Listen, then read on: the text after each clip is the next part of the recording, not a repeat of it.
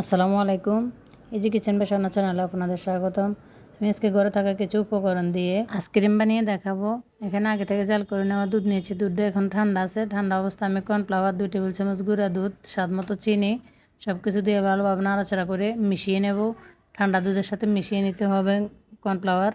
গরম দুধের সাথে এভাবে দেওয়া যাবে না, তাহলে দলা পেকে যাবে। পানিতে মিক্স করে তারপরে দিতে হবে।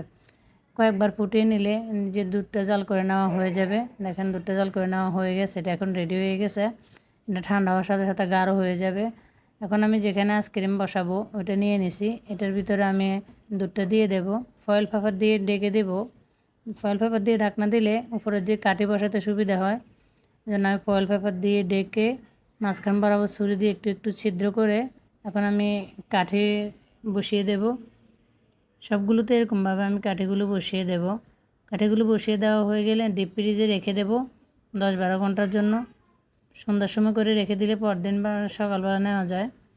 এখন দেখেন আমার এই যে আইসক্রিমগুলো রেডি হয়ে গেছে। সবগুলো আইসক্রিম মাশাআল্লাহ দেখেন কি সুন্দর হয়েছে।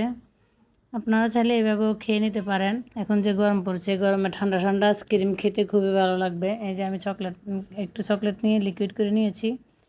নিয়ে এখন একটা গ্লাসের মধ্যে নিয়ে আইসক্রিমটা এরকম দিয়ে দিলে হয়ে যাবে চকবার আইসক্রিম। দেখেন চকবার আইসক্রিম হয়ে গেছে। দেখেন কি সুন্দর হয়েছে, খেতে মাশাআল্লাহ ভালো হয়েছে। আসসালামু আলাইকুম।